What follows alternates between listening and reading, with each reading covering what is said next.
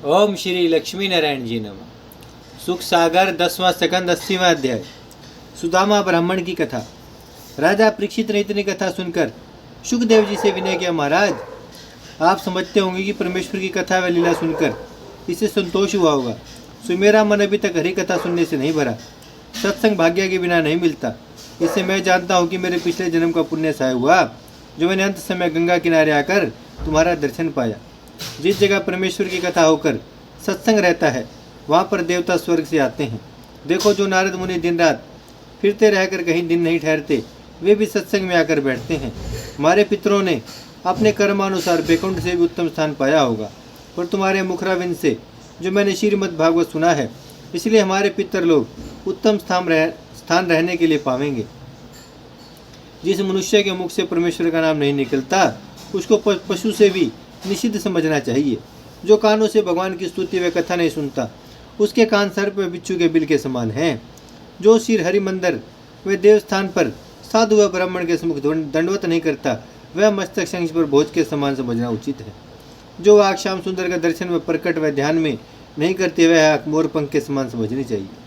जो ग्रस्त वैकुंठनाथ का प्रेम रखकर अपने वर्ण का धर्म करते हैं, उनको योगी सन्यासी और परमहंसों से भी उत्तम जानना चाहिए। इसलिए मनुष्य को उचित है कि मनुष्य तनु पाकर हरिभजन व सत्संग में अपना जन्म बितावे। हे सुखदेव स्वामी, तुम्हारे ऊपर भगवान की बड़ी कृपा है, इसलिए चाहता हूँ कि मुझे कुछ और हरिचरित्र सुनाइए। सुखदेव जी बोले, हे राजन, तेरी बुद्धि धन्य है जो तुम हरि कथा सुनने से ऐसी प्रीति रखते हो। जो या विधि चित्त दे सुने हरि की कथा पुराण, कृपा करत है ताई पर माखन प्रभु भगवान। हे परीक्षित, अब हम सुदामा ब्राह्मण की कथा कहते हैं, जिसका दरिद्र श्याम सुंदर ने छुड़ाया और उसे कुबेर देवता के समान द्रव्य व इंद्र का ऐसा सुख दिया था। दक्षिण दिशा द्राविड़ देश में विदर्भ नाम का एक नगर था। वहाँ के राजा व प्रजा अपने कर्म व धर्म में रहकर साधु व ब्राह्मण की सेवा किया करते थे। उसी नगर में सुदामा ब्राह्मण वेद व शास्त्र का पढ़ा हुआ श्री कृष्ण जी का गुरु भाई रहता था। वह ऐसी गरीबी में अपना जन्म काटता था कि उसे तनु भर कपड़ा व पेट भर भोजन नहीं मिलता था। कभी कभी उपवास हो जाते थे, इस पर भी वह मन अपना विरक्त रखकर आठों पैर मगन रहता था। उसकी स्त्री सुशीला भोजन व वस्त्र का दुख पाने पर भी प्रेम पूर्वक अपने पति की सेवा करती थी। दोनों स्त्री पुरुष संसारी सुख सपने के समान समझकर दिन रात परमेश्वर का स्मरण व ध्यान किया करते थे। एक बार ऐसा हुआ कि सुदामा ब्राह्मण की स्त्री व चारों बेटों समेत 2 उपवास हो गए, यानी 2 दिन उनको खाने को नहीं मिला। जब तीसरे दिन 2 बालक भूख से अति व्याकुल होकर रोने लगे और सुशीला से बेटों का कल्पना नहीं देखा गया, तो उसने डरती हुई कांपती हुई अपने स्वामी से हाथ जोड़कर विनय किया, महाराज, मैंने सुना है कि श्री कृष्ण जी लक्ष्मीपति तुम्हारे मित्र व गुरु भाई हैं। उन्होंने केवल ब्राह्मणों की रक्षा करने व हरि भक्तों का दुख छुड़ाने के लिए अवतार लिया है। आप उनके पास क्यों नहीं जाते, जिसमें तुम्हारा दुख व दरिद्र छूट जावे। तुमको गृहस्थ ब्राह्मण समझकर वे इतना द्रव्य देंगे कि फिर तुम्हें कुछ संसारी इच्छा न रहेगी। यह सुनकर सुदामा ने कहा, हे प्रिया, तेरा ज्ञान कहाँ जाता रहा, जो तुझे इतनी तृष्णा उत्पन्न हुई। ब्राह्मणों को लालच करना अच्छा नहीं होता। तृष्णा रखने से ब्रह्म तेज नहीं रहता। जैसे 3 पन हमारे बीत गए, वैसे ही 4था पन भी परमेश्वर की दया से बीत जाएगा। इससे मैं लालच करके वहाँ जाऊँ, कहीं रास्ते में बुढ़ापा से गिर पड़ूँ, तो संसारी लोग कहेंगे कि सुदामा ने बुढ़ोती समय लालच वश होकर अपना हाथ पैर तोड़ डाला। यह बात सुनकर सुशीला बोली, हे महाप्रभु, मैं आपको लालच की राह में जाने की सम्मति न देकर इसलिए कहती हूँ कि महात्मा में बड़े लोगों का दर्शन करने से सब दुख छूटकर सुख प्राप्त होता है। श्याम सुंदर त्रिभुवनपति ब्राह्मणों पर बड़ी दया रखते हैं। वहाँ जाने से तुमको सुख के सिवा कुछ दुख प्राप्त ना होगा। तिही कारण विनती करत चित्त दे सुनिए कंत, उन पे क्यों नहीं जात हो जिनकी कृपा अनंत। यह सुनकर सुदामा ने कहा, हे प्राण प्यारी, सच है, मैं श्री कृष्ण जी से मित्रता व जान पहचान रखकर अपने को उनका सेवक समझता हूँ। जब मैं उनके पास भेंट करने जाऊँगा, तब वे मुझे कंगाल जानकर द्रवादिक संसारी सुख भोगने के लिए देंगे। इसलिए मेरे निकट उन त्रिभुवनपति से, जो अर्थ धर्म काम मोक्ष चारों पदार्थ के देने वाले हैं, द्रव्यादिक यानी धन जो सदा स्थिर नहीं रहता, लेना उचित नहीं है। क्योंकि जब उनकी दया से मुझे धन मिलेगा, तब हमसे उनका ध्यान व स्मरण जैसा गरीबी में बन पड़ता है, वैसा नहीं उसकेगा। संसारी सुख में लपट जाने से परलोक का सोच भूल जाएगा। मैंने पूर्व जन्म किसी को कुछ दान दिया होता तो इस जन्म में मुझे मिलता। बिना दिए कोई नहीं पाता। इस बात में तुम मुझे कुछ दुख मत दो। हमारे दिन बहुत अच्छे बीतते हैं। यह सुनकर जब सुशीला ने जाना कि मेरे स्वामी संसारी सुख को सपने के समान समझकर कुछ इच्छा नहीं रखते, तब फिर हाथ जोड़कर बोली, हे महाप्रभु, मैं कुछ धन की इच्छा न रखकर इस कारण कहती हूँ कि उन परम ब्रह्म परमेश्वर का दर्शन करने से तुम्हारी मुक्ति होगी। यह सुनकर सुदामा बोले, हे प्राण प्यारी, गुरु व महात्मा के यहाँ बिना कुछ भेंट लिए जाना उचित नहीं है, और मैं ऐसी समर्थ्य नहीं रखता जो कुछ वस्तु उनके वास्ते ले जाऊं।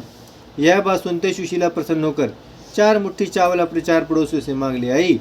पुरानी धोती के लत्ते में बांधकर अपने स्वामी को देकर कहा, महाराज, हम कंगालों की थोड़ी सी भेंट त्रिभुवनपति बड़ी प्रसन्नता से लेंगे। जब सुदामा ने चावल भेंट देने के लिए पाया, तब वह पोटली काख में बांधकर लोटा डोरी कांधे पर धर ली और गणेश जी को मनाकर लाठी लिए राह में यह विचार करता द्वारका को चला कि मेरे भाग्य में द्रव्य मिलना तो नहीं लिखा है, पर कृष्णचंद्र नंदकंद का दर्शन पाकर अपना जन्म सफल करूंगा। परंतु एक बात की चिंता मुझे है कि श्याम सुंदर त्रिभुवनपति 16,108 महलों में रानियों के पास रहते हैं। वहाँ बड़े बड़े राजाओं का पहुँचना कठिन है। मुझ कंगाल मनुष्य को कौन जाने देगा? मेरी खबर उनको किस तरह पहुँचेगी? यह मन में सोचत चलो, मैं तो दीन अनाथ, कैसे मैं वही पहचानी है वे त्रिभुवन के नाथ। अब मैं लज्जावश अपने घर को भी लौट नहीं आ सकता। बड़े सोच की बात है, जो अपनी झोपड़ी को, जिसमें भीख मांगकर आनंदपूर्वक दिन काटता था, हाथ से खोई श्याम सुंदर के पास पहुंचना कठिन दिखलाई देता है। जब सुदामा ब्राह्मण इसी तरह सोच विचार करता हुआ 3 पहर में द्वारकापुरी के निकट पहुंचा, तब उसने क्या देखा कि चारों ओर उस पुरी के समुद्र लहरें मार रहा है। उत्तम उत्तम रत्न जटिन स्थान बने हैं।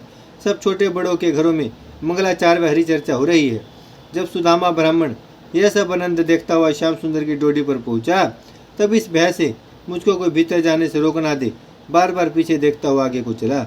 वृंदावन विहारी की आज्ञा अनुसार ब्राह्मणों को किसी समय महल में जाने की मनाही नहीं थी, इसलिए किसी द्वार पालक ने उसको भीतर जाने से नहीं बरजा। जब सुदामा ब्राह्मण तीसरी डोडी लांघकर चौथे द्वार पर द्वारकानाथ जड़ाऊ सिंहासन पर बैठे हुए रुक्मिणी के साथ चौपड़ खेलते थे पहुंचा, तब द्वार पालक ने उसका हाल पूछकर मुरली मनोहर के पास जाकर विनय किया।